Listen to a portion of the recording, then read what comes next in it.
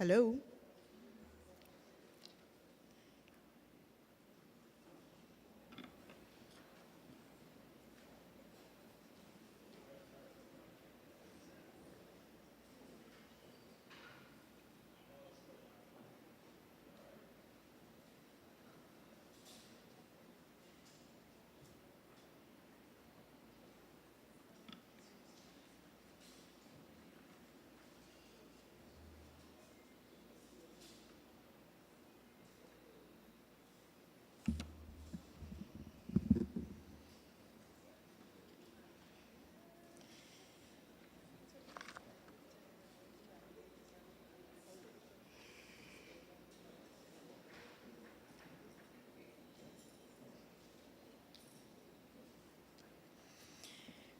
Honorable Madam Justice Yonette Cummins Edwards, OR, CCH, Chancellor of Judiciary Acting.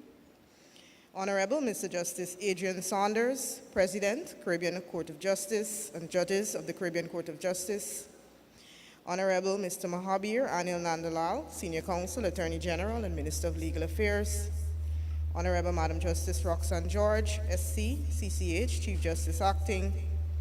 President and members of the Guyana Association of Women Judges, Caribbean Association of Women Judges, Trinidad and Tobago Association of Women Judges, Jamaica Association of Women Judges, the Eastern Caribbean Association of Women Judges, the International Association of Women Judges, and the Caribbean Association of Judicial Officers, judicial officers of the Judiciary of Guyana and other Caribbean judiciaries, Professor Kenneth Benjamin, retired Chief Justice of Belize and Head of Department of Faculty of Law, Deans and other heads of departments of the University of Guyana, President and members of the Guyana Association of Women Lawyers and the Bar Association, attorneys at law, Ms. Caroline Bernard, Judicial Research Assistants, University of Guyana and West Indies students, other specially invited guests, ladies and gentlemen, those who are here in person, as well as those joining us virtually, I bid you welcome and good evening. My name is Damone Young. I'm a judge of the High Court of the Supreme Court of Judicature here in Guyana. And I have the distinct pleasure of being your chairperson for this auspicious event and will guide you through the program. Now, we are gathered here today to celebrate the life of Madam Justice Desiree Patricia Bernard, OR, CCH, through her amazing work as a humanitarian and notable jurist. On the occasion of her passing, Sir Dennis Byron, former president of the CCJ, said, and I quote, "Justice Bernard's journey was one of courage, resilience, and determination. Born at a time when female lawyers and judges were uncommon, she defied the odds and pursued a career in law, breaking barriers and paving the way for future generations of women to follow in her footsteps, not only by her example, but also by founding organizations to support and drive their interests. Her pioneering spirit and unwavering commitment to justice earned her the admiration and respect of her colleagues.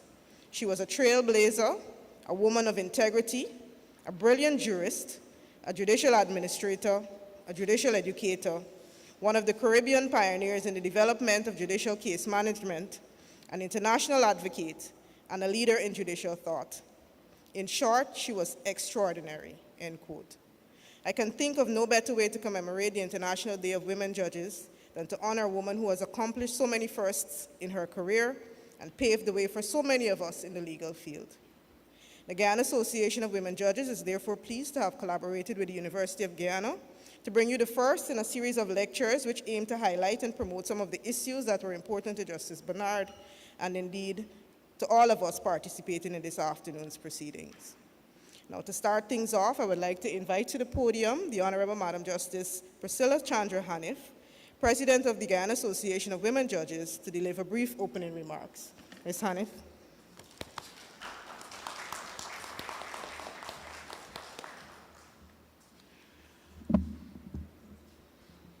Good evening, ladies and gentlemen. All protocols observed and adopted, let me welcome you again to our inaugural Justice Bernard Lecture. Today, we celebrate International Day of Women Judges. As the President of the Guyana Association of Women Judges, I would like to say personally a special thank you to all our female judicial officers and members of the Guyana Association of Women Judges, as well as to my regional sisters who are signed on Zoom with us today. Every day, we women judges suit up and put on our capes of justice, and like every other superhero, we are able to do the unimaginable and overcome insurmountable challenges.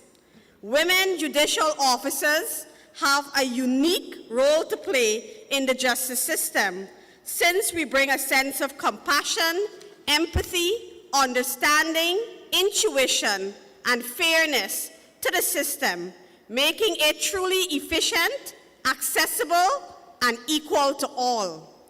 As challenging as it may be to be a woman balancing work and family obligations, it is equally a blessing. Because of this unique capacity, we are multi-talented. Since apart from being judicial officers, we're also mothers, daughters, housewives, chefs, school teachers, housekeepers, project managers, and the list goes on. And this only enriches our wealth of understanding of the reality of life and brings a truly social and practical understanding to the justice system. This makes it truly in tune with the needs of society that we serve. Women are simply flawsome. The Guyana Association of Women Judges, with its motto of justice with integrity, equality, and strength, seeks by its various programs to inspire, educate, and empower our women. GAWJ has over the years called on all female and male judicial officers alike to stand up, speak out, and work aggressively and collectively to shine a light on the inequities that plague our society, especially in relation to women and children, through our various sensitization projects.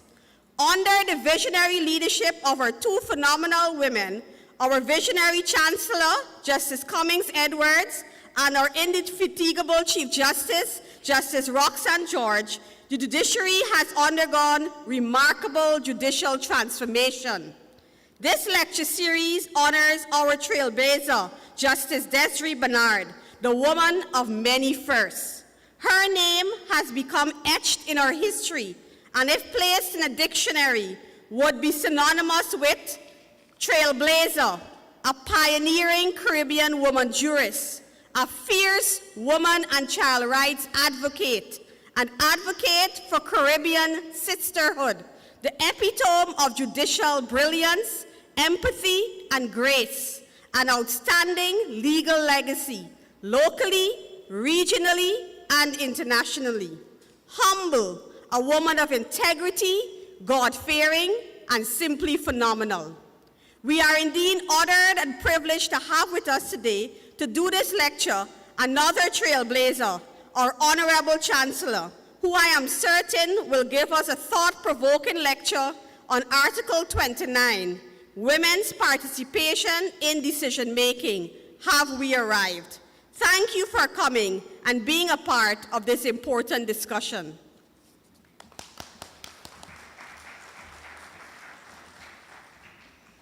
Thank you, Justice Hanif, for your opening remarks. And before I invite the next speaker to the podium, I would just like to recognize the presence of the Honorable Minister of Education, Ms. Priya Manik-Chan. Good afternoon, welcome, ma'am. Now, our next speaker is no stranger to us, Professor Kenneth Benjamin, retired Chief Justice of Belize and Head of Department, Faculty of Law of the University of Guyana. I now invite you to give your brief remarks.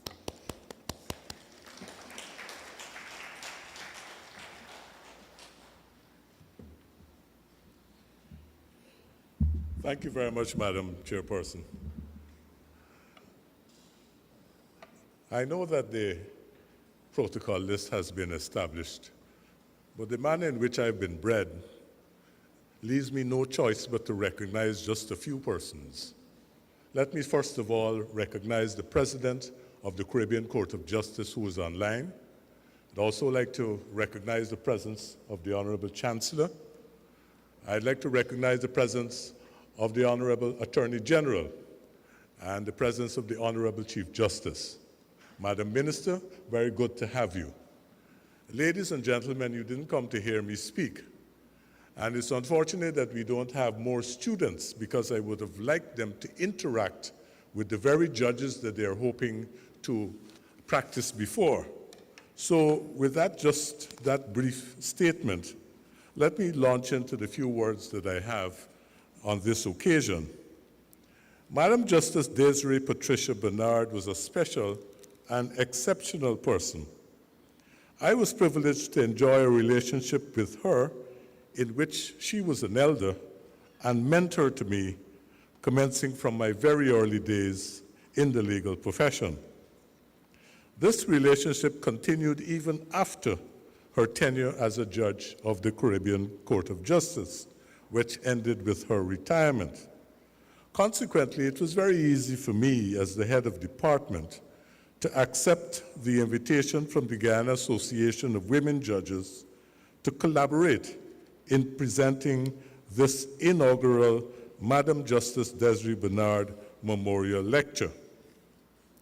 Madam Justice Bernard was a trailblazer for women in the law and in the wider society, including even ecclesiastical affairs. The many firsts that she has left behind are a matter of public record and were extensively extolled at her memorial service and at the special sitting of the Supreme Court during last year to honor her memory.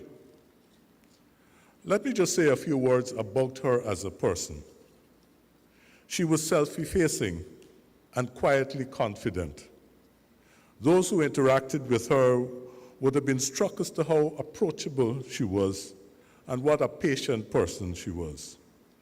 The depth and breadth of her knowledge and experience is well chronicled in her book, which was published in 1981, and the title is Reflections and Opinions. That book is a compilation of some 38 speeches and presentations that she delivered during her professional life. Desiree Bernard had an abiding interest in the legal profession, and that dates back to her involvement in the Council of Legal Education when she was a member by virtue of being a representative of the Guyana Bar. Now that interest in legal education in the Commonwealth Caribbean was reflected when she gave a speech to the Eugene de Puch Law School in 2009. And when she gave that speech, she expressed the excitement she experienced when she had her tenure on the Council of Legal Education. And these are the words that she used, and I'm quoting: "In anticipation of being on the verge of embarking on the training and shaping of legal minds within our Caribbean region, leading inexorably to the development of our own indigenous jurisprudence was exciting and exhilarating," end of quote. Now this year marks 50 years since the first graduates emerged from the Norman Manley Law School and the Hugh Wooding Law School. When we couple that fact with the celebration of International Day for Women Judges 2025, I dare say it is a very, very special occasion. Now, the Department of Law of the Faculty of Social Sciences of the University of Guyana is pleased to join with the Guyana Association of Women Judges in hosting this inaugural memorial lecture in the name of Madam Desiree Patricia Bernard. And Madam President, speaking on behalf of the Department of Law, I crave that this collaboration remain in place into perpetuity. With those few words, I thank the Association of Women Judges for the kind invitation, and I excitedly look forward to the presentation by the Honorable Chancellor. Thank you for your attention.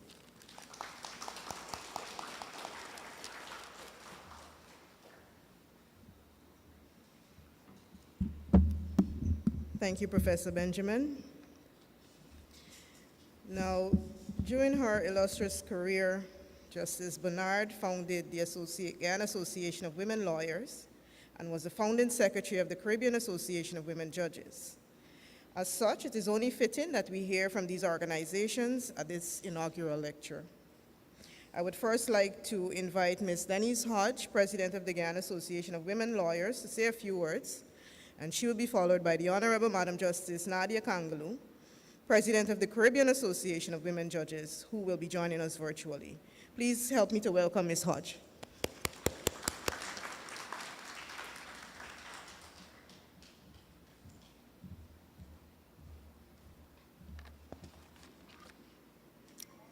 Thank you, Madam Chairperson.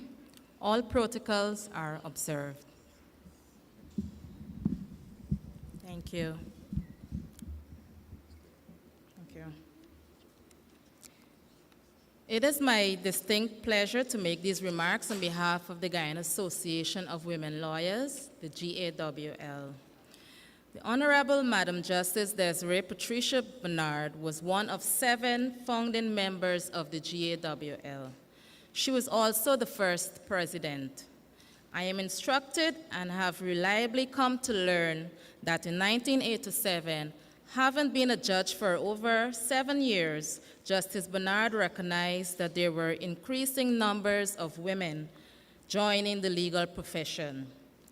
Those whom she successfully co-opted to form this association ranged in age and experience at the bar, so that mentoring and sharing were beneficial. With each successive year, new women lawyers were invited to join the association, and its membership thus grew. Justice Bernard had a broad vision for GAWL. With each new batch of women lawyers, her achievements and calm demeanor were highlighted as the standards by which one should measure one's conduct at the bar. The GAWL has come to be recognized nationally as a body of women lawyers which channels their collective expertise in educating our Guyanese population, particularly women, about the law and their rights. Members of the association champion the rights of women to equality in opportunity and removal of discrimination, which exists both covertly and overtly, as well as better access to justice. This overarching purpose guided the adoption of the association's motto, Women Supporting Justice and Equality, with its logo depicting a blindfolded Lady Justice. Our esteemed Desiree Bernard was a very approachable person regardless of circumstance. Despite being a resident in Trinidad after her elevation to the bench of the Caribbean Court of Justice, she took every opportunity available to meet young attorneys and did so whenever she visited Guyana. She encouraged consistency in maintaining high standards of preparation and delivery in the courtroom and emphasized integrity, sincerity, and exemplary conduct at all times. She had a particular concern that women lawyers be taken seriously at the bar. She was passionate about ensuring that as many of the new women lawyers were embraced so that their integration into the profession was made easier, with there being no distinction on whether you were in private practice or represented the state. For female attorneys at law who later ascended the bench, I am informed that she was always available to mentor and provide guidance, expressing eagerness to see them succeed as much as they themselves aspired. As we may all recall, Justice Bernard nationally, regionally, and internationally championed the recognition of the rights of women and, by extension, children. Because of this focus, Justice Bernard encouraged profound changes in Guyana's laws, resulting in the Children Born Out of Wedlock Removal of Discrimination Act 1983 and the Equal Rights Act, the Married Persons Property Amendment Act, and the Family and Dependents Provisions Act, the trilogy of legislation passed in 1990. GAWL is especially proud and publicly lauds Justice Bernard's steadfast representation of Guyana in international fora, including the United nations. She will always be remembered for consistent reminders of the importance of international treaties such as the Convention on the Elimination of All Forms of Discrimination Against Women, CEDAW, the Conventions on the Rights of the Child, and the Inter-American Convention on the Prevention, Punishment, and Eradication of Violence Against Women, Belém do Pará. Humble yet gracious and supportive, Justice Bernard was a beacon for women lawyers and women in general in Guyana, the Caribbean, and indeed the wider world. GAWL commends the Guyana Association of Women Judges for organizing this memorial lecture in appreciation of Justice Desiree Bernard, who was in several respects not only a first in many spheres, first female judge of the High Court, first female Chief Justice, and the first Chancellor of the Judiciary of Guyana, and first female judge of the Caribbean Court of Justice, but was also in many ways ahead of her time. Our association would likely not be in existence without our keen interest in the development of women lawyers. GAWL will forever be in her debt and continues to appreciate her wisdom and foresight in this, our 38th year as an association. Our country is all the richer for her magnanimous contributions. Thank you once again for this opportunity to make these remarks. We look forward to a fruitful and educative engagement this evening. Thank you.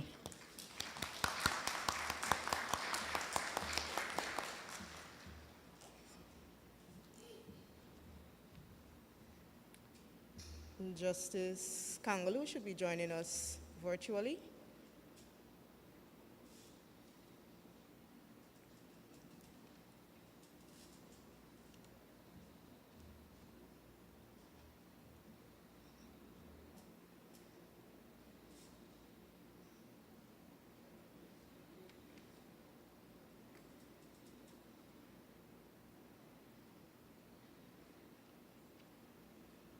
Justice Kangaloo, can you hear us? Yes, I can. I've just been released from the mute box. I'm hoping that everyone can see and hear me. If I were in my virtual courtroom, I would say give me a thumbs up, which is an acceptable means of communication in a virtual environment. So can I just get thumbs up from the audience who I'm seeing now, including the Honorable Chief Justice that you are seeing and hearing me? And I'm seeing some thumbs up there. Wonderful.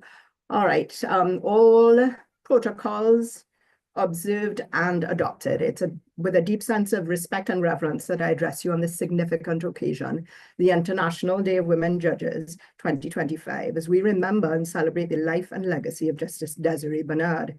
This occasion not only commemorates the exceptional contributions of women in the judiciary, but also calls upon us to reflect on the continued strides we must take towards equality and justice. As we honor Justice Bernard with this lecture, we are reminded of her unwavering commitment to fairness, to integrity, and to the advancement of justice. Her work laid the foundation for many of the privileges and opportunities that we, as women judges, now have in the Caribbean and indeed in the wider world. Justice Bernard's pioneering journey was not only one of breaking barriers, but also of advocating for the necessary systemic changes that allow for the full participation of women in the judiciary and in other spheres of decision-making. In the spirit of this commemoration, it is pertinent that we turn our attention to a key aspect of our collective struggle for gender equality and empowerment, the imperative of ensuring women's participation in the management and decision-making processes across all sectors. Article 29, which will be the subject of this memorial lecture of the Constitution of Guyana, states, women's participation in the various management and decision-making processes, whether private, public, or state, shall be encouraged and facilitated by laws enacted for that purpose or otherwise. This mandate is not just a call to action. It is a declaration that we as a society have a responsibility to remove the structural barriers that have historically hindered women's full participation in governance, in leadership, and in decision-making processes. It is a call for action that resonates across every aspect of life, from our courts to our legislative bodies, from private boardrooms to all corridors of power. Why, you may ask, is this mandate so important? why must we steadfastly pursue it? First, the participation of women in decision-making is not only a matter of justice, it is a matter of efficiency and effectiveness. A society that excludes half of its population from its decision-making processes is a society that is inherently limiting its potential. We know from research and from lived experience that diversity in decision-making leads to better, more representative outcomes. Women bring unique perspectives and insights that enrich our judgments, policies, and laws. It is in the blending of these diverse viewpoints that we find solutions that reflect the needs of all members of society. Second, ensuring women's full, not acting participation, particularly in the judiciary, is critical to the credibility of the justice system itself. Justice must not only be done, but must be seen to be done. For this to happen, our courts must reflect the communities they serve.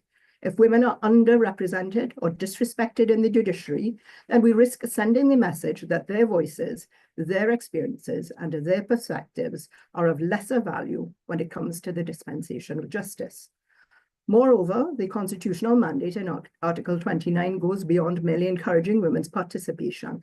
As I said before, it calls for action. It recognizes that this participation will not occur by chance. Laws, policies, and societal changes must be enacted to facilitate and enable women to enter and thrive in decision-making roles. Justice Bernard's own life stands as a testament to the power of such facilitation. Her rise to prominence in the Caribbean judiciary was not simply a matter of merit alone.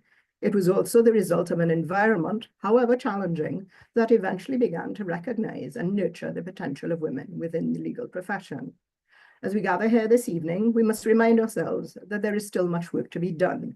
This is why it is critical for us as women judges, as advocates for justice, to lead the charge in ensuring that the promises of Article 29 are not mere words on paper, but are real lived realities for women in our communities. Justice Desiree Bernard's legacy calls on us not only to celebrate the milestones that we have achieved, but also to recommit to the work that remains. Her example reminds us that the path to equality is not easy, but it is possible and it is necessary. In honor of Justice Bernard and all the women who have paved the way for us, I call upon us all to renew our commitment to ensuring that women's participation in all decision-making processes is not only encouraged, but is a fundamental and non-negotiable aspect of our democratic and judicial systems. Thank you.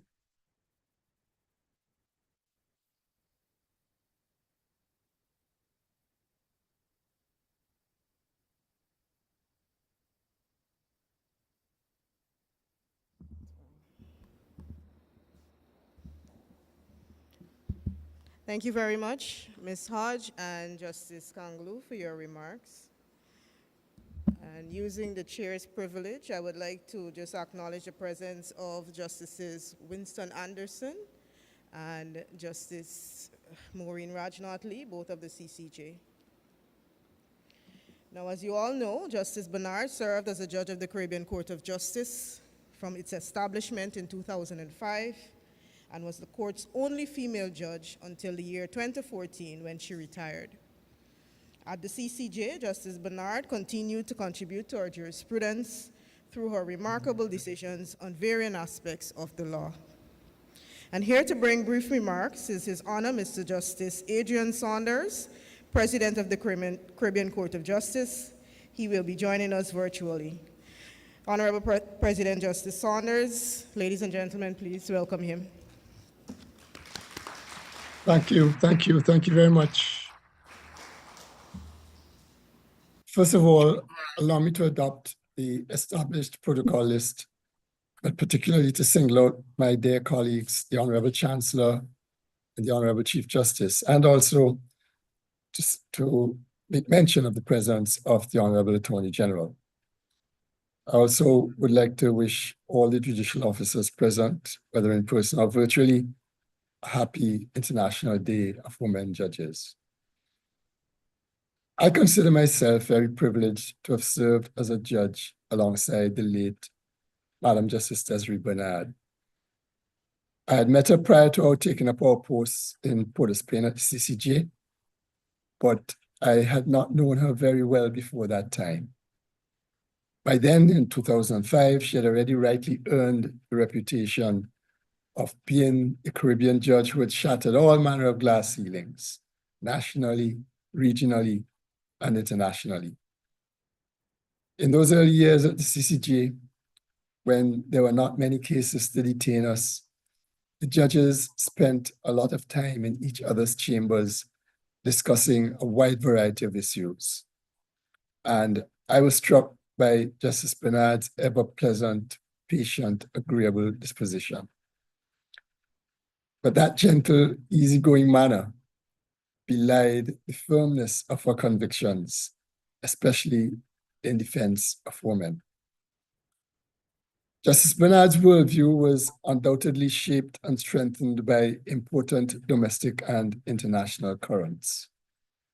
In the 1970s, women the world over were organizing themselves to draw attention to and to struggle against the many forms of discrimination they were forced universally to contend with in the home, at the workplace, or in their interactions with the state, whether through acts of parliament or otherwise.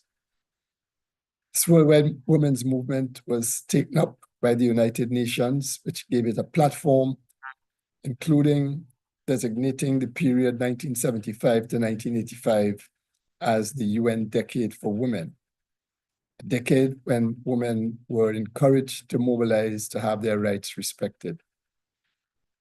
Justice Bernard was given by her country, Guyana, the space and the encouragement to throw herself fully into this international movement at the highest levels.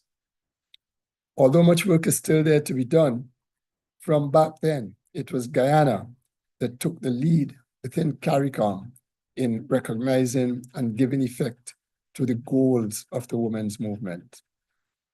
The Guyana Constitution fully reflects this awakening, and unsurprisingly, Guyana was the first CARICOM country to boast an association of women lawyers, Justice Bernard being one of the founding members.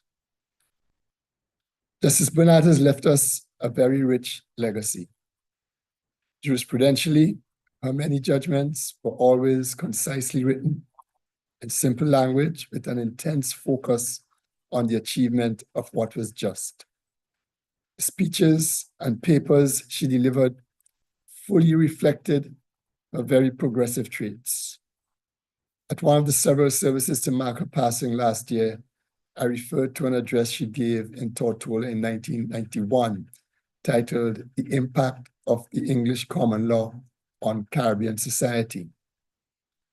Over 3 decades later, the region still seeks to realize fully the visionary prescriptions she advanced in that address when she emphasized the urgency for all the courts of the Caribbean to develop a jurisprudence of our own by modifying or expanding the common law to meet local situations.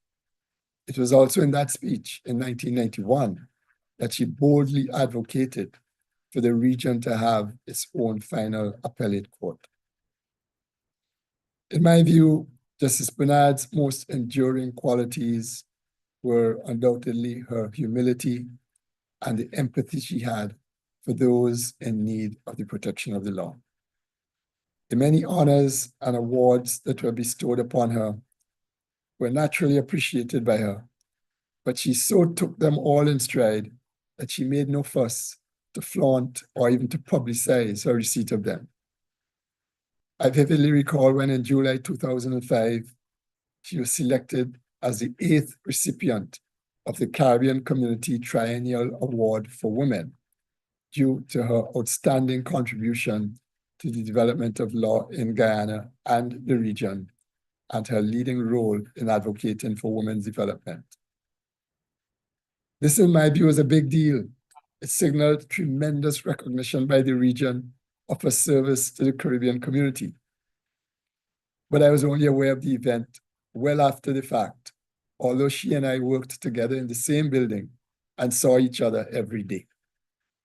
Indeed, throughout her entire professional life, her stellar achievements were always cast by her in the light of how they facilitated others, particularly women, better to succeed.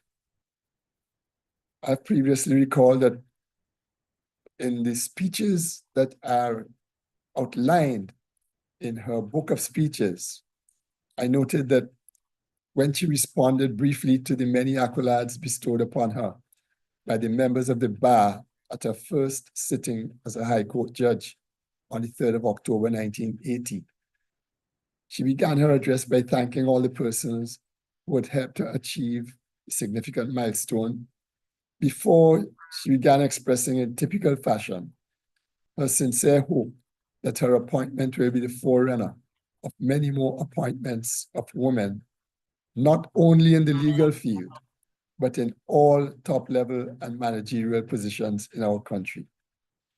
What was important to her was not basking in her own achievement, but rather she was thinking of all the women in Guyana who, whether through prejudice, bias, or otherwise, were not being afforded the top-level and managerial positions they so eminently deserved. I applaud the Guyana Association of Women Judges for organizing this memorial lecture in honor of Justice Bernard. It is important that we ensure that succeeding generations in Guyana and throughout the Caribbean community be always made aware of our achievements so that they can suitably be inspired by them. Girls and young women need female role models, and there can hardly be any better than Justice Bernard. I thank you for affording me this opportunity to give these brief remarks about this amazing woman who I was so fortunate to have as a friend and a colleague. I thank you.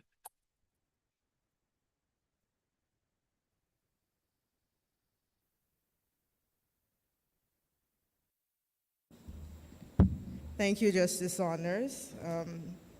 I do believe you have accurately summarized the person that Justice Bernard was and what she represented. Now, ladies and gentlemen, we have come to what is the most anticipated part of the program and the reason that we're all here. The inaugural lecture in this series of lectures will be delivered by another phenomenal female jurist, our very own Madam Justice Yonette Cummins Edwards, Acting Chancellor and Head of our Judiciary. Like our honoree, Chancellor Cummins Edwards is the recipient of two of Guyana's highest national awards, the Order of Roraima and the Kasi Crown of Honor for her outstanding contributions to the law and legal systems in Guyana. Chancellor Cummins Edwards started out her legal career in the chambers of the DPP, where she distinguished herself as a state prosecutor and eventually acting director of public prosecutions before being appointed a puisne judge. In 2008, Chancellor Cummins Edwards was elevated to Judge of Court of Appeal. She acted as Chief Justice from 2015 until 2017, when she was appointed to act as Chancellor, the position she currently holds. Chancellor Cummins Edwards has dedicated almost 4 decades to the legal profession, both locally and further afield. Her passion for leveling the playing field for women, children, persons with disabilities, and men is unmatched. Her work in transforming our legal landscape and ensuring that everyone has access to justice even through a global pandemic is more than commendable. Through her unwavering commitment and dedication, Chancellor Cummins Edwards continues to foster an environment of inclusivity, equality, transparency, and accountability in the justice system, while still delivering justice through her many decisions. And she does it all with such poise and grace. Ladies and gentlemen, please join me in welcoming the Honorable Madam Justice Cummins Edwards, Chancellor Acting, who will speak to us about Article 29, Women's Participation in Decision Making. Have we arrived? Welcome.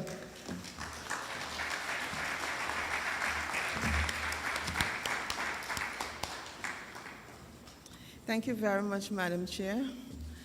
May I be permitted to adopt the protocols that you so ably established? But please permit me to recognize our own Justice Adrian Saunders, President of the Caribbean Court of Justice, our judges of the Caribbean Court of Justice, Justice Anderson and Justice Maureen Rajnath Lee, the Attorney General, our Chief Justice, the Honorable Minister of Education, our esteemed President of the Caribbean Association of Women Judges, Justice Nadia Kangaloo, our judges, our commissioners of title, our registrars, our deputy registrars, members of our Sisters Association, our former Chief Magistrate, Anne McLennan, Professor Benjamin, Professor Abel, Ms. Shellon Boyce, Mr. Samuels of our Prison Service and now Ministry of Home Affairs, Ms. Denise Hodge, Ms. Donna Benjamin, Ms. Pauline Chase, Mr. Everton Singh Lamy, Mr. Christopher Ram, Mr. Keoma Griffith, Mr. Selwyn Peters, Mr. Kurt Da Silva, all men, we're happy to have you, and more. Our esteemed students of University of Guyana. And last but not least, our esteemed members of our own Guyana Association of Women Judges. Good afternoon, good evening, bonsoir.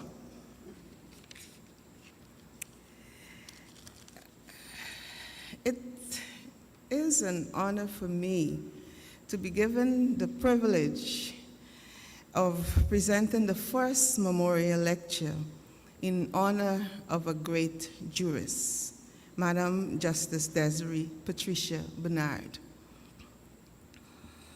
Justice Bernard was a trailblazer, a mentor, a visionary, an advocate for women's rights, and it is only fitting, therefore, that on this International Day of Women Judges, we honor her memory with this discourse. So many of us owe a deep debt of gratitude to Justice Bernard for the work that she has started. And we stand on her shoulders today, and we are so grateful for the fact that she led and we are able to continue what she has started.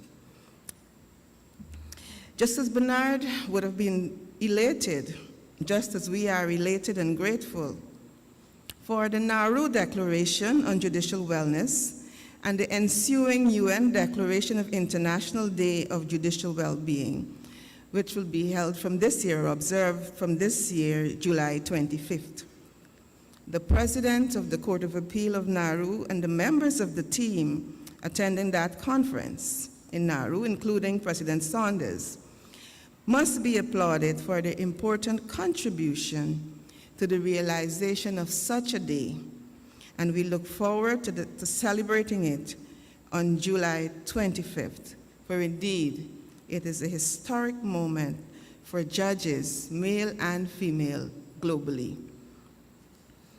I wish to salute the President and Executive and members of the Caribbean Association of Women Judges, the Barbados, Jamaican, Eastern Caribbean Associations, the Trinidad chapter, our own Guyana Association of Women Judges, and our umbrella body, the International Association of Women Judges, based in Washington, D.C., United States of America.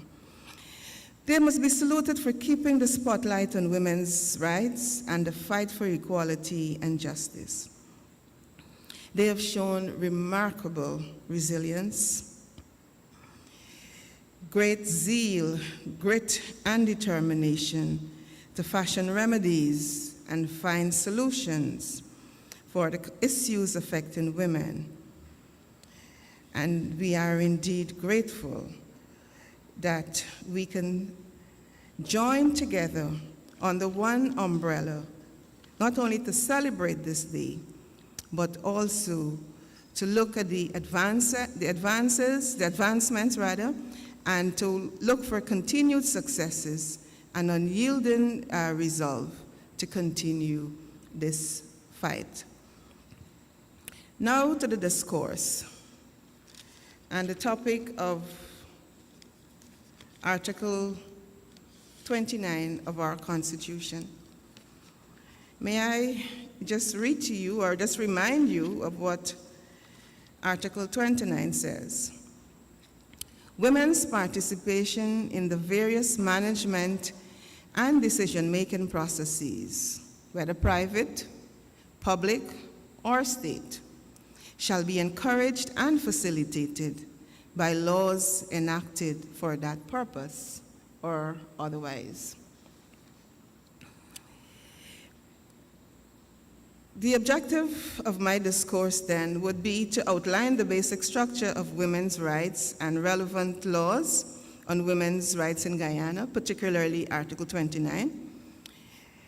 I intend to discuss the jurisprudence of women's rights and their participation in decision-making, and to investigate whether we have arrived, whether there is more work to be done, or whether we are at a standstill.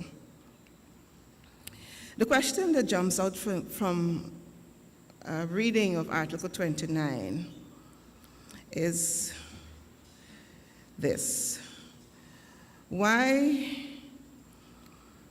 is it necessary to have in our Constitution, the supreme law of Guyana, the issue of women's participation in management and decision-making processes? And why should laws be enacted thereafter to facilitate and encourage such participation?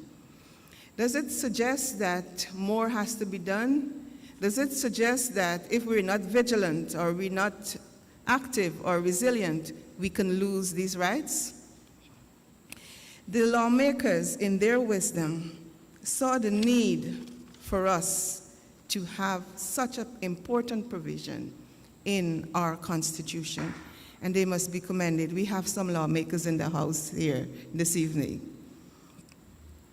Supreme Court Judge Ruth Bader Ginsburg said more than 20 years ago, women belong in all places where decisions are being made. It should not be that women are the exception. So it is known that women have been excluded from decision-making processes, from public offices, from governments, from top positions. It tells me, too, that women have been, if they happen to find their way to the top, is either by accident, maybe affirmative action, or perhaps the exception rather than the rule. Leadership positions in both public and private should have a wide cross-section of persons, both male and female, who must represent the interests of their constituents. They must represent the interests of the public, so it cannot be one-sided. It must be all-encompassing. And if it is that that has not been the case, which is a fact that has not been the case, it means then that the rules, whatever decisions would have been taken might have been lopsided, might have been one-sided, and might need to be reviewed. Chief Justice, the Chief Judge of the Constitutional Court and Admin Court is present. And our lawyers, members of our Bar Association are present. Take heed. For there to be gender equality and to bridge the gender divide, it is evident that a lot has to be done.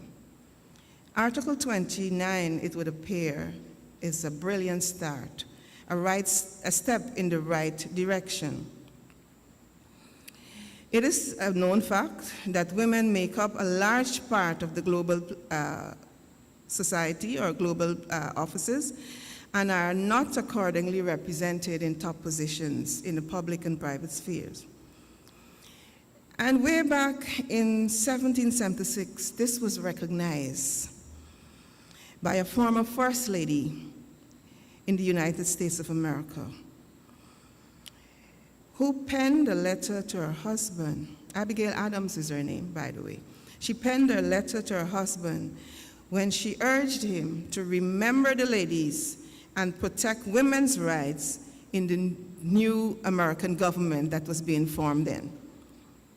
She said in her letter, "I cannot say that I think you are very generous to the ladies, for whilst you are proclaiming peace and goodwill to men, emancipating all nations, you insist upon retaining an absolute power over your wives." That is profound. It speaks of domination, subjugation, exclusion, marginalization, and you can find the other synonyms that go with that. And that was recognized since then. Imagine a reminder to powerful men that in the decision-making process, they must remember women. As they form government, they must remember women. We're so grateful that our Article 29 finds its way in a most progressive document called the Constitution of the Cooperative Republic of Guyana. I will go into the history, how it got there, but before that, let's look at the historical situation or the predicament facing women in terms of them being excluded from top positions. We know about the stereotypes and the cultural beliefs and the misconception about women, and we have to look towards a change of mindset, a change of cultural practices if we are to achieve what is legislated or what is enacted in Article 29. It was said, and in some cases still being said, that the woman's place is in the home. Maybe she should be seen and not heard. Or if she's seen, she must take her place in the corner. She was created for childbearing and child-rearing activities or duties. She was there to meet the needs of her husband, her spouse, and her children. With these views and these sentiments, no wonder women were excluded from public life, from discourses and decision-making. Berta Esperanza Hernandez Trujillo, in her article on human rights through a gendered lens, asserted that women, because of their gender, did not participate in the decision-making process, in the creation of early development of international law, including international human rights law. Did I hear someone say, "What a shame"? What a crying shame. She continued, women also were excluded from representative positions, both in the sphere of the particular states and in international legal institutions, not only in the United Nations system, but also intergovernmental organizations, and until relatively recently, even non-governmental organizations. She made the important point that excluding women from the process inevitably resulted in their invisibility and hence also marginalized the issues that concern women, issues that are central and pivotal to women, their personhood and independence. We all recall that at one time women could not have voted. One time in history it was thought that they could not be trusted to vote responsibly. A large percentage of our electorate comprises women. And we're happy for the fact, and we're grateful for the fact that women can vote in our society.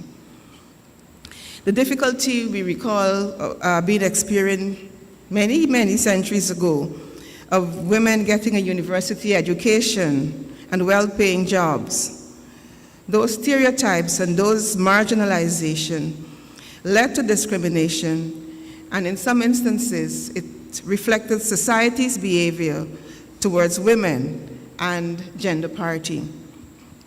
So women remain underrepresented, and I may add, subjected to objectification and abuse. So there's this distinction between men and women, and apart from that, there's this distinction between public and private spheres. And if we look at the public sphere briefly, the public sphere focuses on the political public life, and it is where political and legal activity generally take place. Women up until 29 and previously could not have had such a benefit. The private sphere focuses on the private, family, domestic, and emotional life. And of course, it was said that the law had no regulation in that regard, or could not regulate the private spheres.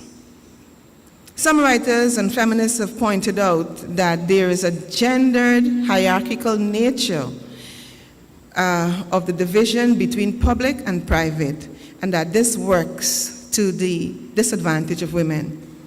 The argument is that this division operates in such a way that it tends to obscure and legitimate men's domination of women. Women are assigned to the private and domestic sphere, and this entrenches women's inequality and makes their concerns less visible. It is also, it helps to keep power division in place, which of course would work to the disadvantage of women. And so feminist theorists, activists, and others have rightfully eschewed this distinction and began working to change that scenario. In our region, there's so many activists, so many women who worked in this regard to have that change, to change the laws. And as we reflect on the work of our own Justice Desiree Bernard, we would see in a little bit the number of pieces of legislation which she has been able to have enacted and to change the lot of women. The law then, which should stand up to its own standards of fairness, justice, and equity, was very deficient. It did not guarantee, in some cases, equality, whether formal or substantive. The question may be asked whether everyone is given the same treatment or entitlement, whether the law was neutral or impartial in its application, whether it was able to deal with discrimination, or did it reinforce gender imbalances? And I've shown you that from before. You can make the answer. And if your answer is correct, you will take the top of the class. Now, these issues, no doubt, would have engaged the committee, the issues about women and their participation and their rights, would have engaged the committee headed by Justice Bernard, looking at reform of our legislation in relation to women's rights. And we are grateful again for Article 29. What are some of those pieces of legislation in which Justice Bernard and her committee members worked on to ensure that there was a change in that regard, that women were no longer excluded from decision-making? So this will take us to our legal journey, or the legal framework in our country. And so we may start briefly with our independence constitution, the 1966 Independence Constitution. When we attained independence and had self-governance, but it was not expansive really on women's rights. It dealt with basic fundamental rights, but it was absent on what we have today in Article 29.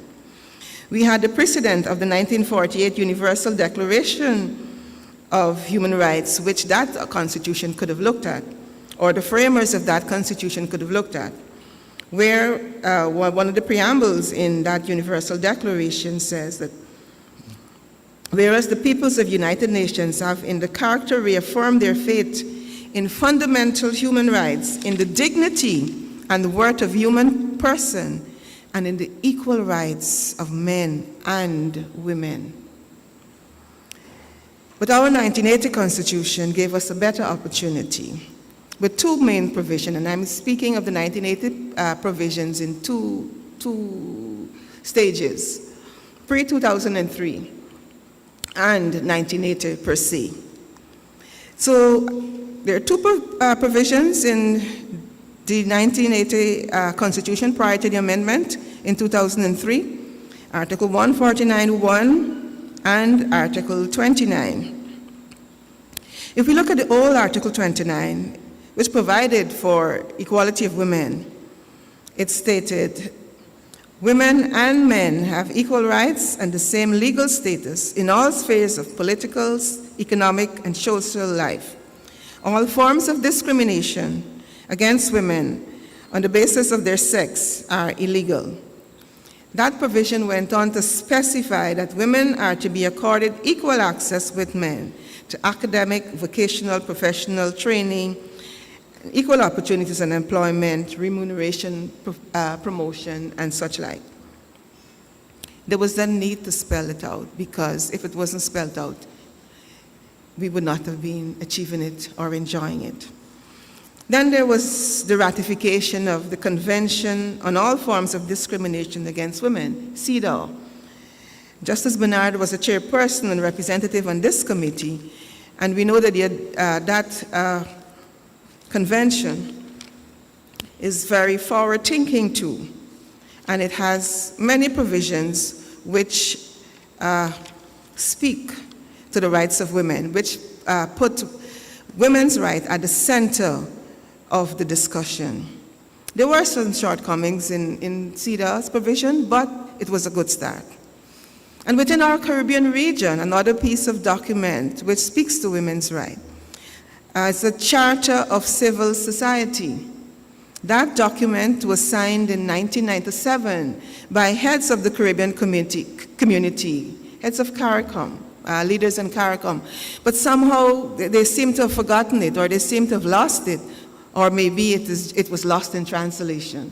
But that's an important document which speaks to so many issues, but particularly for our purposes, Article 12, which speaks to policies to strengthen gender equality and provide all women with equal rights with men in the political, civil, economic, social, and cultural spheres. We moved then in 1990 to the signing of conventions on the rights of the child and a series of enactments in 1990. Enactment of the 1990 Equal Rights Act, the Family and Dependent Provisions Act, and the amendment to the Married Persons Property Act. All these pieces of legislation were geared to secure equality of women. In 1995, there was the accession to the Inter-American Convention on the Prevention, Punishment, and Eradication of Violence Against Women, what we commonly call the Belém do Pará Convention. And there were laws to ensure specific solutions to the problem of physical and psychological violence encountered by women. There's also the adoption of the Beijing Platform for Action for the Advancement of Women. That too is also helpful. With all of these pieces of legislation, one would have thought that by now, they, in uplifted commas, would have gotten it right. They know themselves. But sadly, not fully there yet. Then came the revised article, Article 29, the subject of our discussion. Justice Bernard led the Reform Committee, which recommended the amendments to our laws to improve gender equality. As stated in the book Pioneering Caribbean Women Jurists, edited by Justice Anderson and Justice Rajnath Lee, I quote, "This paved the way for legislative reform leading to the repeal and reenactment of Article 29 of the Constitution of Guyana. This amendment enabled women to participate in the decision-making processes at the private, public, and state levels." We are grateful because rights are meaningless if they cannot be enjoyed or they cannot be accessed. And Article 29, therefore, may be seen as a step in the right direction to ensure that there's a positive enjoyment of the rights of equality and participation. So, hitherto, women being denied the rights of participation in domestic or in decision-making rather, and in all spheres because of their gender, no longer exists. It should therefore dispel the gendered effect of tradition and cultural and archaic legislation, because we do know that culture, religious and traditional practice sometimes play a part in our views, and they provided justification in some cases for denying women civil and political rights. One author, Martha Friedman, speaking about the rights, civil and political rights and rights to representation, opined that, for example, the sacrosanct right to vote means nothing to women who, in entering the 21st century, still may not have that right. Although today many more women now have the right to vote and to participate in democratic government, even these political rights have not translated into greater participation by women in high levels of public office. Indeed, women's presence in elected bodies at all levels of domestic government, international organization is minimal. It has been argued that women's disparate treatment and mistreatment is in law and practice, and is a direct result of their systematic exclusion by custom and by law from access to key elements of empowerment, education, physical and social freedom of movement, and mentorship by those already in power. Guyana, I'm happy to say, does not fit into that milieu because of the advent of Article 29 and other progressive pieces of legislation in our Constitution and in our laws. One progressive piece of legislation is the Representation of Peoples Act, Section 11B. This speaks to a quota system of 1/3 of the candidates on each political party must be women. That in itself is progressive. It has been noted that from 1993 to 1996, after the UN conferences to which women were able to attend, they were able to effect a dramatic change in the male-dominated structure, which formerly excluded women from participation in public spheres. They provided a platform from which women could have their voices heard and which they could share their opinions and their views. Article 29 now provides us with that opportunity to work side by side with our previously estranged male counterparts and to address wide-ranging issues, be it on the environment, be it education, be it government, be it gender equality, be it empowerment of women. All of these issues could be discussed because of Article 29. And as I mentioned earlier, it is useful for women's participation because there are enormous benefits to be had for women's participation in that regard. Now, UNDP in 2013 and 2014 carried out a study to explore the presence of women in decision-making positions in CARICOM countries and the link between their presence in politics and institutions and the national advances on gender equality, and the link between descriptive and substantive representation. And the hypothesis of the study was basically this: there is a relationship between women's political presence and the positive effect it might have through inclusion of women in the legislative and executive agenda. And we can ask Minister Priyamanik Chan if you have any doubts about that. Positive effect. It is also established that women were important agents of change for development, and that is why we needed to have so many women involved. And that is why we're grateful for Article 29 of our Constitution. That case study showed that women's participation influenced and promoted and contributed to gender equality and the empowerment of women. It also recommended that in the private sphere, there be more strives to achieve women's representation among their counterparts. And Guyana, again in our Constitution, has set up mechanism to help address private sector gender inequity.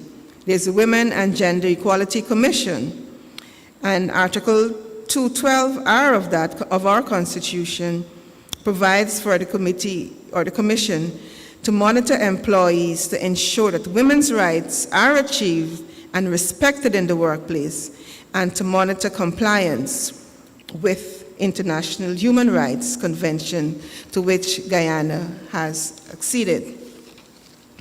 But are we there yet? Is it enough? Is there more to be done? We applaud the lawmakers, indeed, of our Constitution,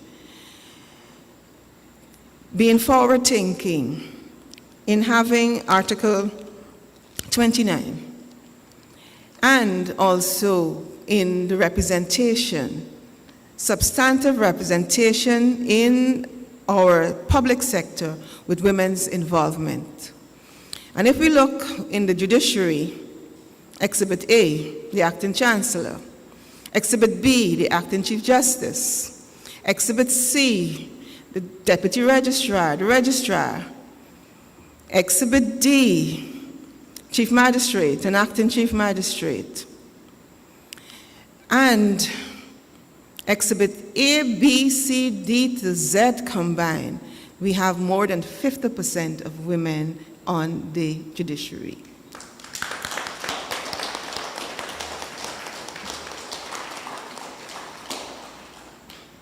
So we're going places. In their text, Fundamentals of the Caribbean Constitutional Law, the authors, Robinson, Bulkan, and Saunders, looking at the Guyana constitutional provision, opined that Guyana's complex, layered, and detailed rights regime has many elements worthy of commendation and emulation. This includes the expansion of human rights, the recognition of social and economic rights, protection of indigenous people, and its openness to have regard to international law. Nevertheless, an overall scheme, the region's most constitutionalization of human rights is not necessarily the most efficacious. They cited David Law and Mayer's Versteg article on Sham's Constitution and Dr. Bulkan's Democracy in Disguise. While in those articles it was opined that the actual substance of the legislation fell short of expectations raised by the reform process, as Dr. Bulkan opined, in all fairness, it does address some of the shortcomings in the 1980 Constitution, and it takes some tentative steps in the right direction. He added, to regrettably large degree, however, the reforms do not go far enough, and he cited the example of the equivocation surrounding the non-discrimination clause. So we have what we call a progress and forward-thinking piece of legislation, forward-thinking draftsperson who crafted Article 29 of our Constitution. But I throw the question to you, are we there yet? Have we arrived? Are we complacent? Or are we saying the rights are there and we can just sit on our laurels and do not activate those rights?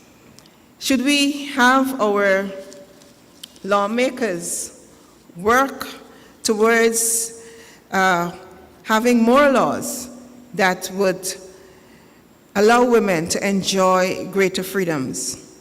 Because Article 29 speaks to private and public or state rights, and it says it shall be encouraged and facilitated for laws to be enacted by that purpose or otherwise.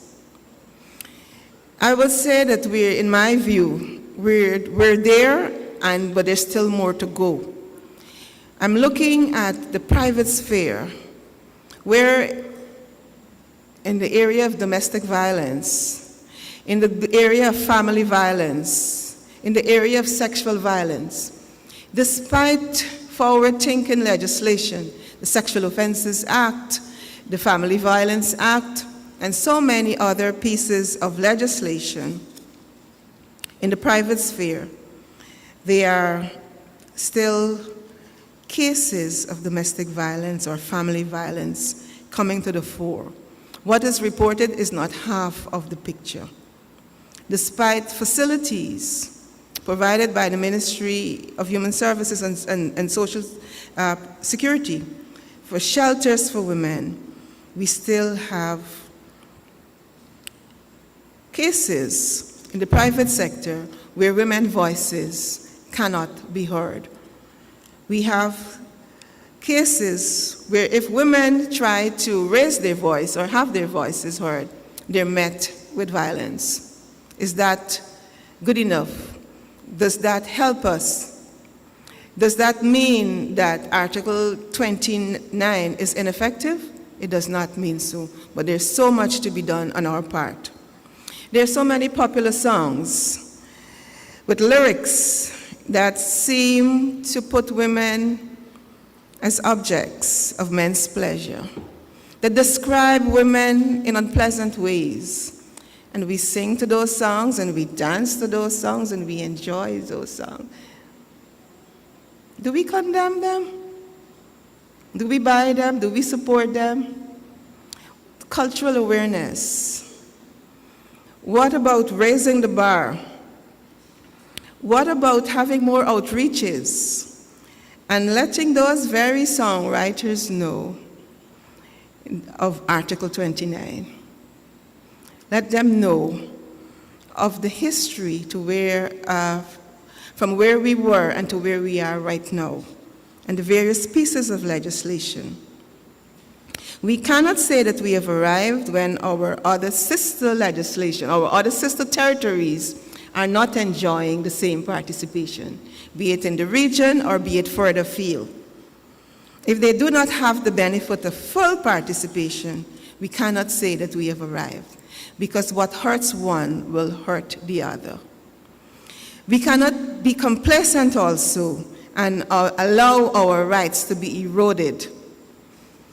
Our educational processes for men and young boys and even girls should also factor in that right to be respected as women and as children. We have to be vigilant and continue to work what has started by Justice Bernard and countless others to achieve full substantive participation of women in decision-making and management processes. More work has to be done on the awareness, campaigns and educational sessions, and we have to wear heavy boots, I may say, underground to smash the glass ceiling. Are we ready to continue that fight that Justice Bernard has started? Are we ready to continue that work? These are some of the thoughts I leave with you, and as I wish you happy International Day of the Women Judge. Cheers. I thank you so much for the courtesy of listening.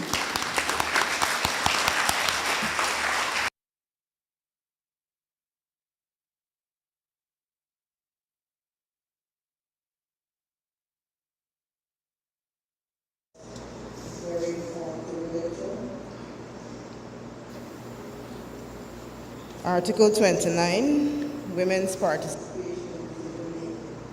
I think we're on the right path.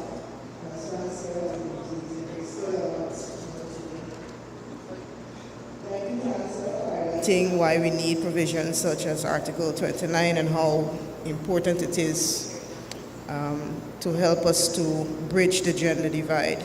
I particularly like the quote, "Women belong in places where decisions are being made."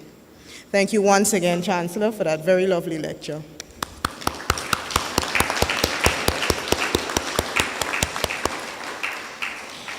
Now, we've come to the end of the session, and to close the session, I would like to call on my sister, Justice Joy Prasad Singh, to give very brief closing remarks.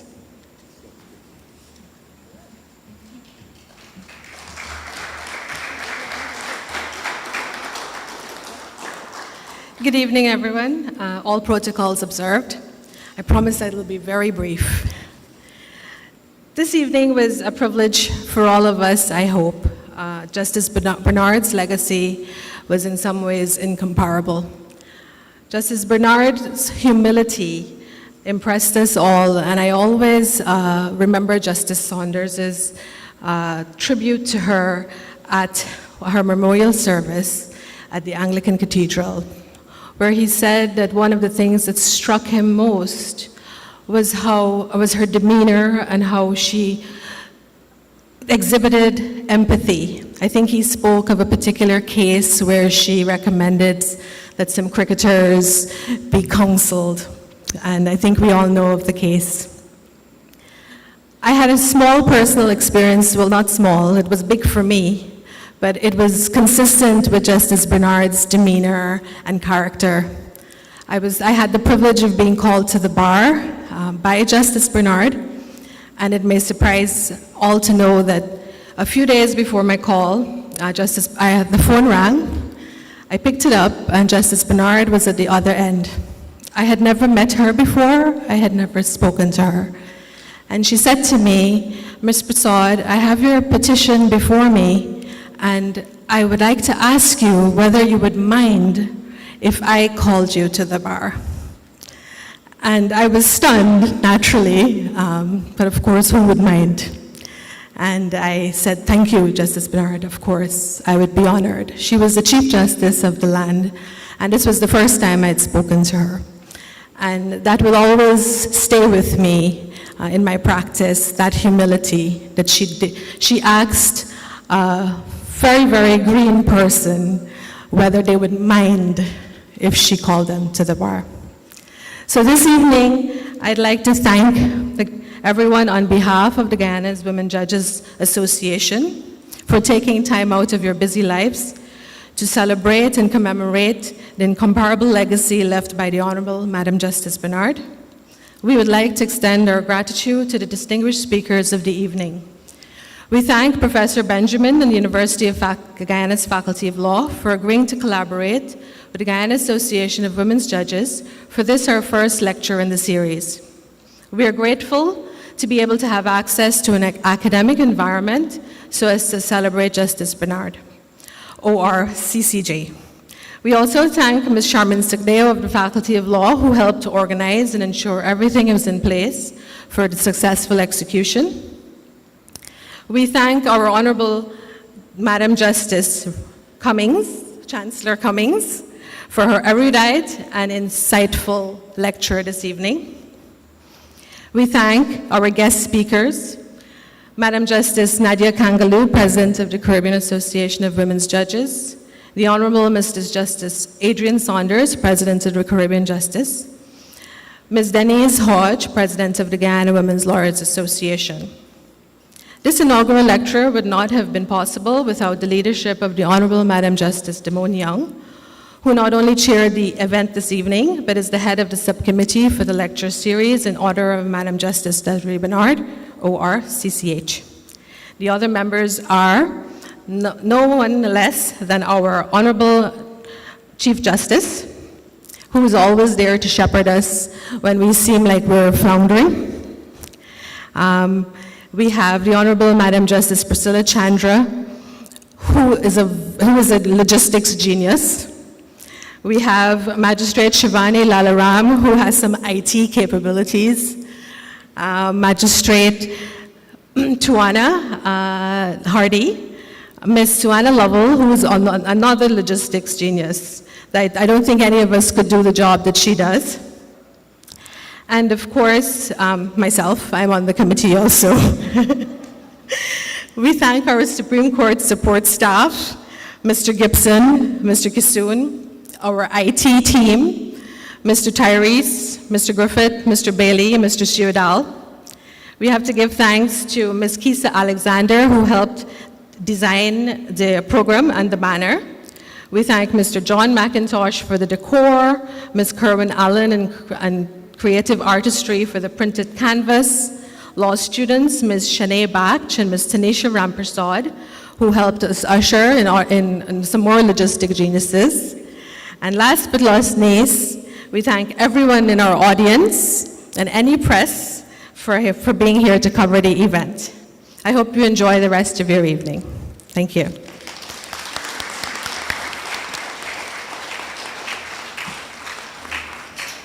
Thank you very much. That brings us to the end of this program for the evening. Just before I let you go, I do have very small tokens to give to our members of the head table. I will start first with the Honorable Chancellor, and I would ask Justice Kumar Chetty if she can come up to present this very small token just to celebrate, to thank Chancellor and just in recognition of International Day of Women Judges as well.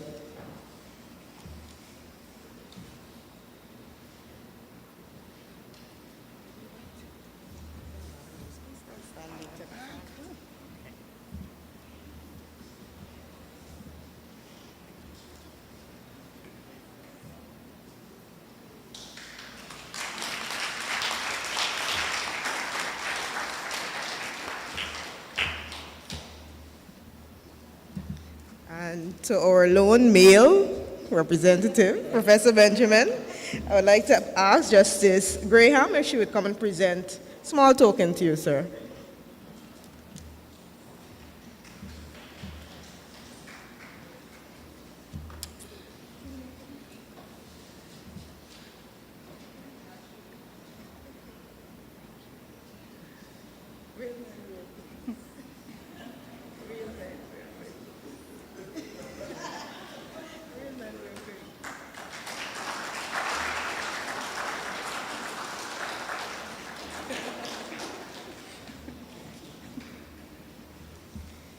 Ms. Hodge, if I can ask you to step forward, along with Magistrate Hardy.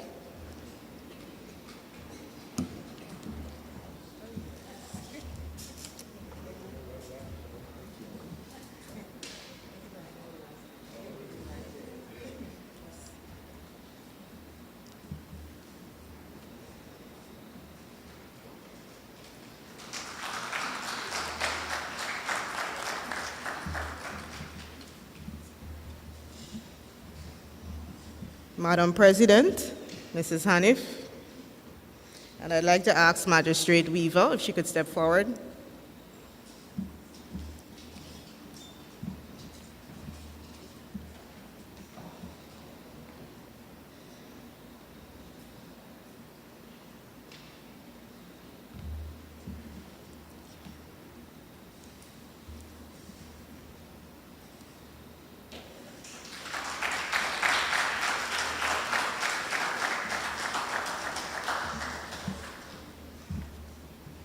And last but certainly not least, my sister Justice Joy Prasad Singh. I would ask Magistrate Lalaram if she could do the honors.